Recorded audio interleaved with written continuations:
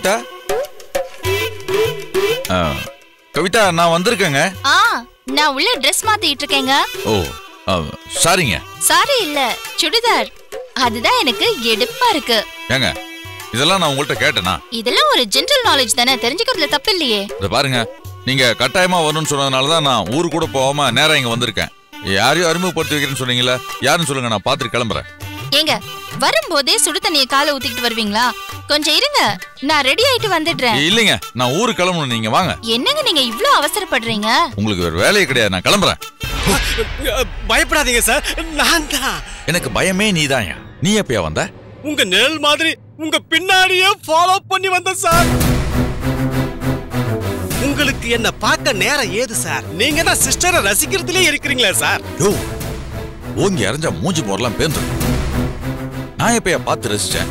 இது வரைக்கும் வெறும் குரல் மட்டும் தான் கேட்டுட்டு இருக்கேன். அதை ஏன் சார் இவ்வளவு வருத்தமா ஏக்கமா சொல்றீங்க சார்? யோ நீ எதுக்கு வந்த அதை சொல்லு. சிஸ்டர் கிட்ட காபி தூள் கடை வாங்கிட்டு போலான்னு வந்தேன். ஏன் உங்க வீட்டுல காபி தூள் இல்லையா? இல்ல சார். அப்புறம் வழியில என் கையை பிடிச்சிக்கிட்டு வாங்க காபி சாப்பிடலாம் இழுத்த. நீங்க வரமாட்டீங்கன்னு ஒரு நம்பிக்கையில தான் சார் சொன்னேன். யோ கதையெல்லாம் விடாது, நீ எதுக்கு வந்த அதை சொல்லு. அதான் சொன்னேனே சார், காபி தூள் வாங்க வந்தேன். இல்ல இங்க என்ன நடக்குது நீ பார்க்க தான் வந்த.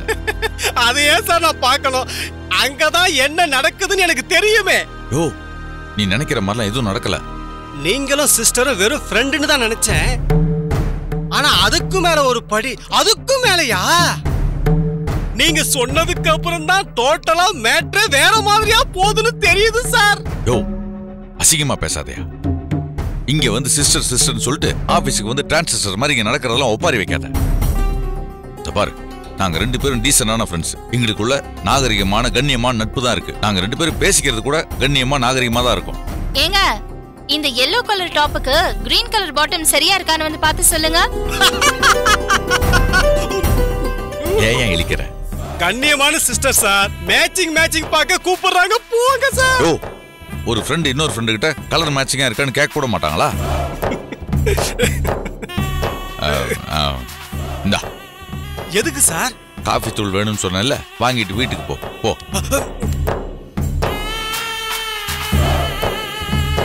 கவிதா கொஞ்சம் சீக்கிரம் வாங்க. இதோ ஒரு 2 மினிட்ஸ்ங்க. Sir all the best sir. யோ இன்னும் போலே நீ?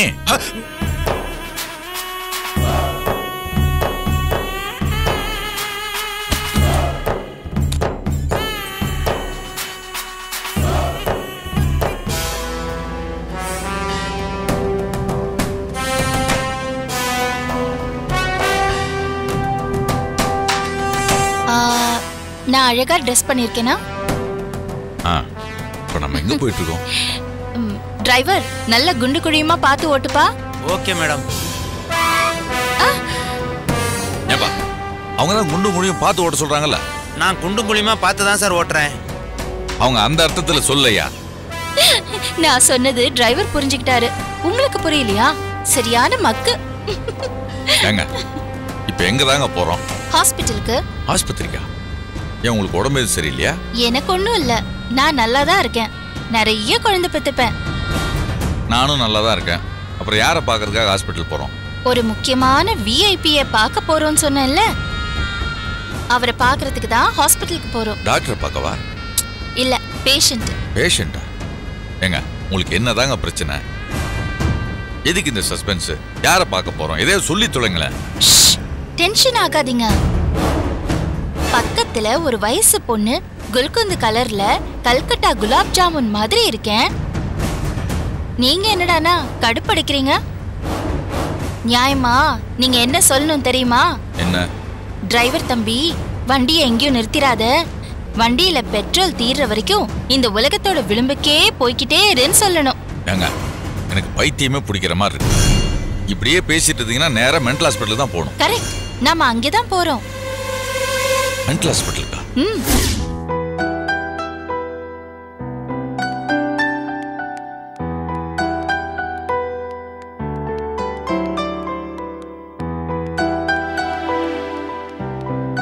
ஏங்க இருங்க, இப்பயாவது சொல்லுங்க, நம்ம யாரை பார்க்க போறோம்? ஒரு முக்கியமான ஆளை தான் பார்க்க போறோம், வாங்க. ஏங்க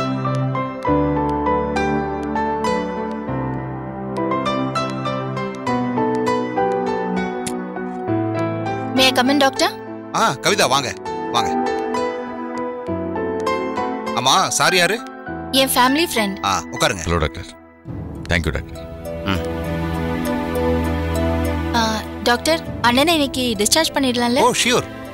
கடந்த 1 வருஷமா நாங்க அவருக்கு ட்ரீட்மெண்ட் கொடுத்ததுல பூர்ண குணமாயிட்டாரு. நீங்க தாராளமா கூட்டிட்டு போலாம். ஒரு நிமிஷம். பேஷண்ட் ஆகாஷ் இன்னைக்கு டிஸ்சார்ஜ் பண்ணிடலாம். அழைச்சிட்டு வாங்க. ஒரு நிமிஷம்.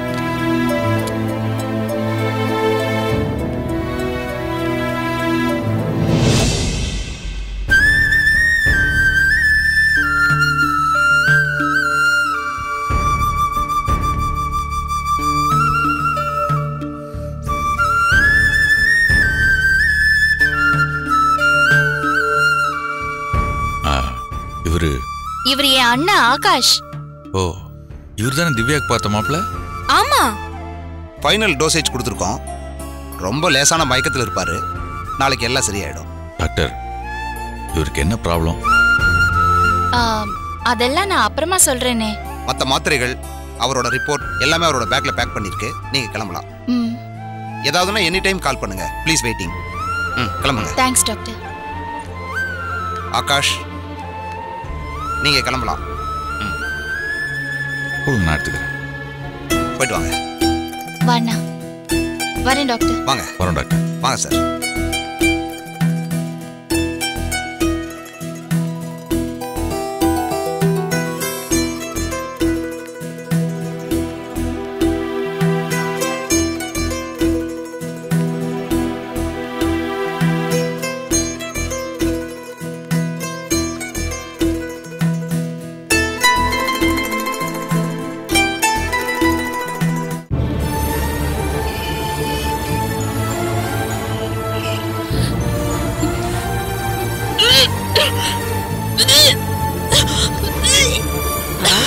சரசே,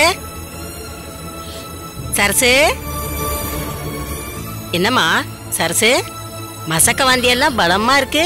ஐயோ அம்மா, வாந்தி வரல. வாந்தி வர மாதிரி சென்சேஷன் தான் இருக்கு. அது கூட உன் புருஷ மாதிரி உன்னை நல்லா ஏமாத்துது. ஏம்மா சும்மா சும்மா அதையே சொல்லி என்ன பயமுத்துறீங்க? அவருக்காக நான் ஆசையா ஸ்வீட் செஞ்சு வச்சிருக்கேன். உங்களுக்கு கூட எடுத்து வச்சிருக்கேன்.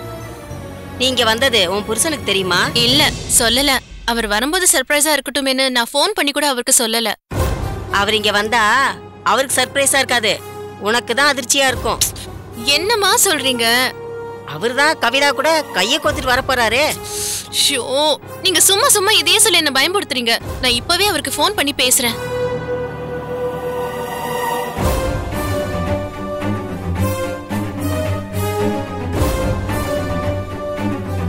Number is currently switched off. Please try again later. என்னாச்சு? அவர் போனை ஸ்விட்ச் ஆஃப் பண்ணி வச்சிருக்காரு. அவரு உன்னையே சுவிட்ச் ஆஃப் பண்ணி ரொம்ப நாளாச்சு. அதான் உனக்கு இன்னும் புரியல. ஐயோ அம்மா, உங்களை எல்லாரும் சந்தேக சரோஜான்னு கூப்பிடுறது சரியாதான் இருக்கு. புருஷனை சந்தேகப்படாதவ பொண்டாட்டியே கிடையாது. எவ்வளவு அதிகமா சந்தேகப்படுறாளோ அவ்வளவு நல்ல பொண்டாட்டி. என்னம்மா நல்ல பொண்டாட்டி எப்படி இருக்கணும்னு ஒரு லிஸ்ட் போட்டா நாம போடுற லிஸ்ட்ல குழந்தை பெத்துக்கிற விஷயம் கூட 2வதா வரும். புருஷனை சந்தேகப்படுறதுதான் முத விஷயம். என்ன போட்டு குழப்புறீங்களே. நான் வேணா கவிதாக்கு ஃபோன் பண்ணி பாக்குறேன். பாரு பாரு, சத்தியமா அவ கூட தான் இருப்பாரு. 2 பேரும் ஒன்னாதான் இருப்பாங்க.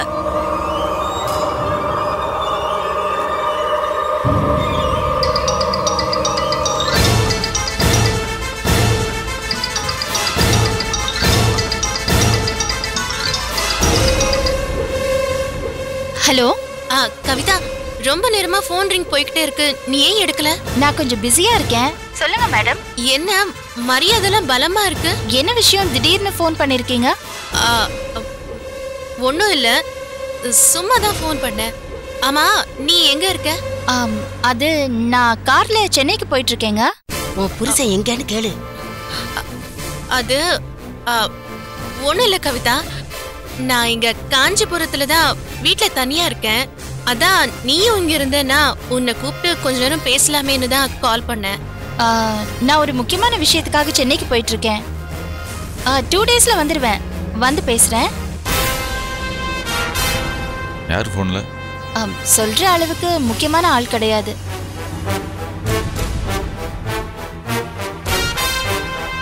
என்னாச்சு? என்னமோ நான் யாருன்னு தெரியாத மாதிரியே பேசிட்டு போனை கட் பண்ணிட்டா. என் புருஷன் உன் கூட இருக்கானான்னு நேரடியா கேட்காம நீ என்னென்னமோ பேசுற. இல்லம்மா, அது எப்படி என் புருஷன் உன் கூட இருக்காரான்னு நான் கேட்க முடியும்? சரி விடு, உன் தலையெழுத்து. இப்படியே கொஞ்ச நாள் ஆனா அப்புறமா அவ போன் பண்ணி கேப்பா. என்னன்னு? என் புருஷன் உன் கூட இருக்கிறாரான்னு. ஏன்டி என் புருஷனை வச்சிருக்கிறன்னு உன்னை கேப்பா. அம்மா, நான் சொல்றது கூடிய சீக்கிரமா நடக்குதா இல்லையான்னு பாரு. ஷோ, நீயாவது கேசரிய தான் பண்ணி வச்சிருக்க, அவ உனக்கு அல்வா தர போறா. அது என்னைக்குதான் உனக்கு புரிய போதும்.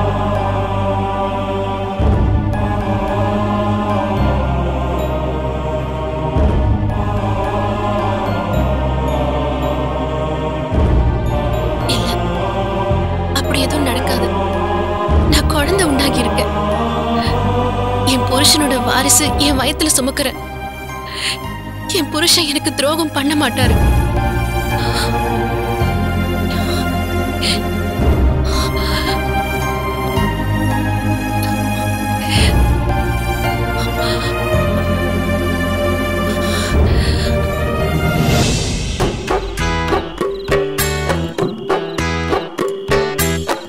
வா சீக்கிரமா எடுத்துக்கொண்டே உள்ள வை, சீக்கிரம் போ, நேரம் ஆச்சுல்ல.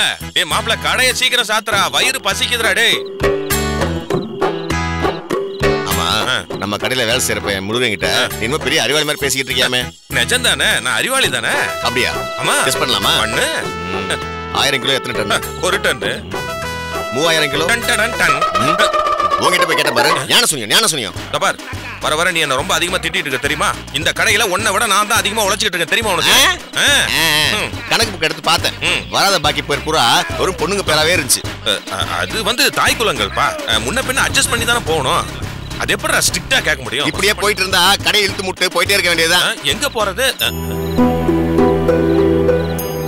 பாப்பா, என்னப்பா ராஜா, வரும்போது அப்படி ரொம்ப அழுத்து போய் வர, ரொம்ப டயர்டா இருக்க மாதிரி தெரியுது. என்னென்ன பண்றது, கம்பெனி ஏறி இறங்கிட்டேன். ஒருத்தன் கூட வேலை கொடுக்க மாட்டேங்கிறான். எல்லாரும் என் அப்ளிகேஷன் ரிஜெக்ட் பண்ணிட்டானுங்க. ஏன்பா, உங்க 2 பேருக்குமே அறிவே இல்லைன்னு நினைக்கிறேன். அத நீ சொல்றிய? என்ன, சுந்தரலிங்கம்னு ஒரு கிழவன் உங்க 2 பேருக்கிட்டையும் கோடிக்கணக்கான சொத்தை ஒப்படைச்சிட்டு பலதரப்பட்ட பிசினஸையும் ஒரு ஆபீஸையும் ஒப்படைச்சிட்டு அனாமத்தா செத்து போயிட்டான். சாகர வரைக்கும் உங்களுக்கு குடைச்சல் கொடுத்துக்கிட்டு இருந்த அவன் சாகரப்ப மனசு திருந்தி ஒரு நல்ல காரியத்தை பண்ணிட்டு போயிருக்கான். அல்வா துண்டு மாதிரி ஒரு ஆபீஸ், முள்ளங்கி பத்த மாதிரி ஒரு முதலாளி பதவின்னு எல்லாமே அங்க உங்களுக்கு காத்துக்கிட்டு இருக்குது. ஆனா நீங்க என்னடான்னா, நீ அரிசி கடையே கதின்னு கிடக்குற. இவன் என்னடான்னா வேலை தேடி தெருவா சுத்திக்கிட்டு இருக்கிறான். ஏப்பா, உங்களுக்கு எல்லாம் என்ன பைத்தியமாப்பா? போய் ஆபீஸ்ல ஏசி ரூம்ல உக்காந்துக்கிட்டு என்ன ஏதுன்னே தெரியாம எல்லார் கண்ணுலயும் விரல விட்டு ஆட்டுங்கடா, போங்கடா. ஐயோ மாமா, எனக்கு அந்த வேலை தெரியாது மாமா. ஐயோ, எதுவும் தெரியாம தான் இந்த உலகத்துல எல்லாம் தெரிஞ்ச மாதிரி வாழ்ந்துகிட்டு இருக்கிறானுங்கடா. அதெல்லாம் உங்களுக்கு தெரியாதா? நீ நல்ல வேலைக்காரன், நீ நல்ல மூளைக்காரன். 2 பேரும் ஆபீஸ்ல போய் வேலையை பாருங்கடா. மாமா, தாத்தா செத்து போனதுக்கு அப்புறம் அவரோட வக்கீல நம்மள கூப்பிட்டு தாத்தாவோட உயில் படிச்சதெல்லாம் வாஸ்தவம் தான். அதுல தாத்தா அவருடைய ஆபீஸையும் சொத்து பொறுப்பெல்லாம் எங்ககிட்ட விட்டு போயிருக்காரு மாமா. ஆனா அதை அனுபவிக்கவும் எடுத்து நடத்தவும் ரொம்ப தயக்கமா இருக்கு மாமா. ராஜாண்ணா, நீங்க சொல்றதும் கரெக்டு தான். அந்த ஆள் வேணா சாகும்போது பிராய்ச்சித்தம் தேடி இருக்கலாம், நல்ல ஒரு ஆட்டம். ஆனா அவர் செஞ்ச அயோக்கியத்தனத்தெல்லாம் என்னால் மறக்கவே முடியலண்ணா. அதை நினைக்கும் போதெல்லாம் ரத்தெல்லாம் கொதிக்குது தெரியுமா? உயிரை கையில் பிடிச்சிட்டு ஓடி இருக்கேன், கண்ட வந்துட்டு அடி வாங்கியிருக்கேன். போலீஸ்காரவங்க எப்படி துரத்தி அடிச்சிருக்காங்க தெரியுமா? அதெல்லாம் நினைக்கும் போது எனக்கு ரொம்ப கஷ்டமா இருக்குண்ணா. அதெல்லாம் என்னால் மறக்கவே முடியல. திரும்ப அந்த நிகழ்ச்சியை மனசுக்குள்ள வந்துகிட்டே இருக்கு. இப்படி இருக்கும்போது அவரோட சொத்தையும் ஆஃபீஸையும் என்னால் எப்படி நிர்வாகம் பண்ண முடியும்? ரொம்ப யோசனையா இருக்குண்ணா. அதுவும் பணத்தை வச்சு பரிச்சை வைக்க போறதா உயில் எழுதிட்டு போயிருக்காரு. எங்க அம்மா எனக்கு பாக்கெட்ல பிட்டு வச்சு பரிச்சை எழுத அனுப்பும். நான் எங்க எடுத்துட்டு போனா மாட்டிப்பேன்னு அந்த பிட்டுக்கு பயந்து நான் பரிச்சை எழுதவே போல. இவரு என்னன்னா பணத்தை வச்சு பரிச்சை வச்சிட்டு இருக்காரு. எனக்கு பயமா இருக்கு மாமா. ஏய், இப்படியே வெட்டி நியாயம் பேசிட்டு இருக்காதீங்கடா. உருப்படுறதுக்கு வழியை பாருங்க. முதல்ல எல்லாம் அதிர்ஷ்டம் வந்து கதவை தட்டும், அதனால அந்த சத்தம் எல்லாம் நமக்கு நல்லா கேட்கும். இப்பெல்லாம் அதிர்ஷ்டம் கதவை தட்டுறது இல்ல, வெளியே நின்னு மிஸ்டு கால் கொடுக்குது, இல்லனா SMS அனுப்புது. நாம தான் உஷாரா பார்த்து பொழைச்சுக்கணும். நீங்க சொல்றதும் வாஸ்தவம் தான் மாமா. எனக்கு எவ்வளவு எக்ஸ்பீரியன்ஸ் இருக்கு தெரியுமா? இந்த ஃபைல் ஃபுல்லா என் சர்டிபிகேட் இருக்கு. ஆனா ஒருத்தவங்க கூட எனக்கு வேலை கொடுக்கவே இல்லை. எல்லாரும் நான் செய்யாத தப்பே சொல்லி என்ன ரிஜெக்ட் பண்ணிட்டே இருக்கானுங்க. என்ன பண்ண சொல்றீங்க? அதனாலதான்ப்பா நான் சொல்றேன், நாளைக்கே நீங்க 2 பேரும் தாத்தாவோட ஆபீஸுக்கு போய் பதவி ஏத்துக்கிட்டு உங்க வேலையை பாருங்கன்றேன்.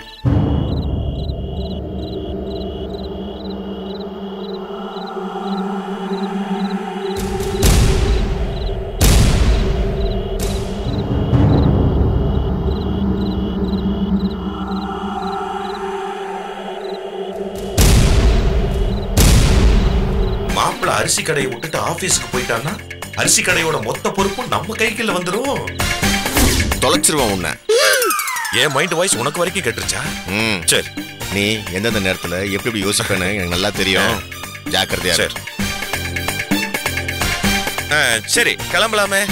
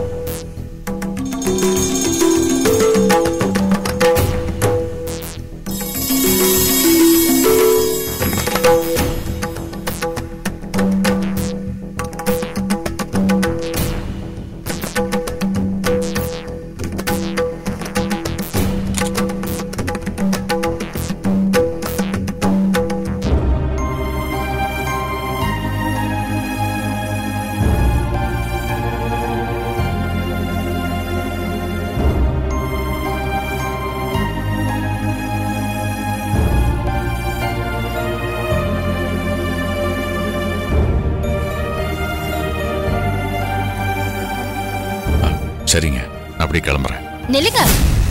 இன்னைக்கு நைட் நீங்க எங்கேயும் போக கூடாது, இங்கதான் இருக்கணும். நான் உங்களை போக விட மாட்டேன். என்னங்க? எனக்காக சொல்லலைங்க, என் அண்ணனுக்காக தான். அவருக்கு ஏதாவது ஒன்று திடீர்னு ஆயிட்டாலோ இல்ல நைட்ல எழுந்திருச்சு பாத்ரூம்க்கு போகணும்னு சொன்னாலோ நான் என்ன பண்ணுவேன்? அவராலையும் தனியா போக முடியாது. ஏற்கனவே லேசா மயக்கத்துல இருக்காரு. என் நிலைமையை கொஞ்சம் புரிஞ்சுக்கோங்க ப்ளீஸ். அது இங்க பாருங்க, நாளைக்கு காலையில நீங்க காஞ்சிபுரம் போறதுக்கு நான் கார் ஏற்பாடு பண்றேன். இன்னைக்கு ஒரு நாள் நைட்டு மட்டும் என் அண்ணனுக்காக. என் அண்ணன் இன்னைக்கு ஒரு நாள் நைட்டு தூங்கி எழுந்திருச்சாருன்னா கியூர் ஆகிறதுக்கு வாய்ப்பு இருக்குன்னு டாக்டர் சொல்லியிருக்காரு. ப்ளீஸ். சரிங்க. தேங்க்ஸுங்க. சரிங்க, உங்க அண்ணனுக்கு எதனால இப்படி ஆச்சு? சொன்னா உங்களுக்கு மனசுக்கு கஷ்டமா இருக்கும். ஏன்? அவர் இப்படி ஆனதுக்கு நீங்களும் ஒரு காரணம் தான். என்னங்க இப்படி சொல்றீங்க? நீங்கன்னா நீங்க மட்டும் இல்ல, உங்க குடும்பத்துல இருக்கிற எல்லாரும் தான். ஏங்க சஸ்பென்ஸ் வைக்காம உங்களால எதையும் சொல்ல முடியாதா? ஓ முடியுமே. I love you. இதுல எந்த சஸ்பென்ஸும் இல்ல. நான் இங்கே தங்கிக்கிறேன். That's good. நீங்க என் ரூம்ல சோஃபால படுத்துக்கிறேன்.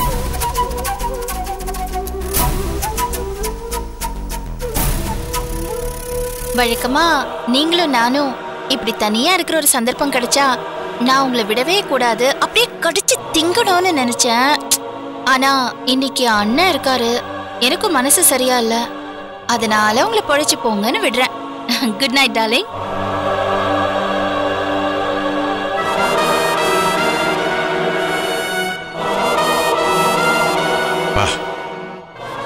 சரியான இம்சாரசியா இருக்காளே. என்னது?